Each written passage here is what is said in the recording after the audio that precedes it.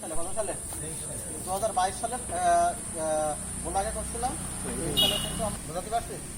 সেই জন্য এই যে 2025 সালে এই যে আমলের সময় এখন বর্তমান যে বিমাগুলো করা হবে এই বিমাগুলো সম্পূর্ণ কী করতে হবে আপনার টাকা দিয়ে করতে হবে। কী দিয়ে করতে হবে? টাকা দিয়ে করতে হবে। তাহলে কিন্তু আপনি দেওয়ার আওতা চলে আসতে পারেন। কথা কি বুঝছেন?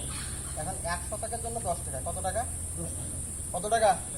100 টাকার জন্য কত টাকা? 10 টাকা।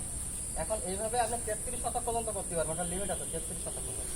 এখন চাষি মনে করেন 5 বিঘা জমি করে, কিন্তু 5 বিঘার জন্য বিমার আওতায় আসতে পারবে না। শুধুমাত্র 33% পর্যন্ত আপনি বিমার আওতায় আসতে পারবেন। এরপরে আসে দেখেন এই যে বিমা করেন, এই বিমা যে ঝুঁকিগুলো আছে ফসলের, এটা কিন্তু আপনার যদি অতিরিক্ত 95 মিলিমিটার বৃষ্টি হয়, কত মিলিমিটার?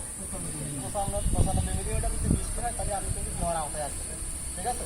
আবার মনে করেন যে 42 সেলসিয়াস যদি তাপমাত্রা হয় তাহলে আপনি আমার কিন্তু বিমার আওতায় আসতে পারবেন। তাহলে বিমা যদি কয়টা?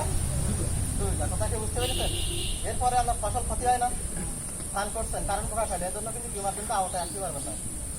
ধান আসছে, ফসল লাগছে, ধান শেষ হয়ে যাবে, এর জন্য কিন্তু আপনি কী পাবেন না, বিমার আওতায় আসতে পারবেন না। বিমার আওতায় আসতে হলে কী করতে হবে? 95 মিলিমিটার বৃষ্টি হওয়া লাগবে। কী হওয়া লাগবে? বৃষ্টি হওয়া লাগবে এবং 42 সেলসিয়াস আপনার তাপমাত্রা হওয়া লাগবে। কথাকে বুঝছেন? তাহলে এখন জমা করতে গেলে আপনার কী করা লাগবে? সকালে 10 টাকা। এই টাকাটা কিন্তু আপনার কিন্তু দাদার কাছে জমা দিতে হবে। ঠিক আছে? তাহলে বাতাস হচ্ছে, বৃষ্টি হবে না রে, বাতাস হচ্ছে।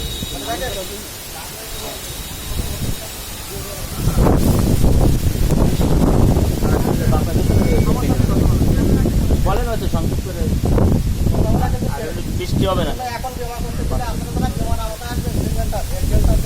কোম্পানি আছে, ওটাকে যদি আপনি জমার আওতায় আসতে চান তাহলে প্রতি সকালে কত টাকা? বারবার বলতে কেন, এটা কিন্তু আপনার মাথায় নিতে হবে। ঠিক আছে? 330 টাকা এটা ওনাকে দিতে হবে। উনি যখন আপনার জমার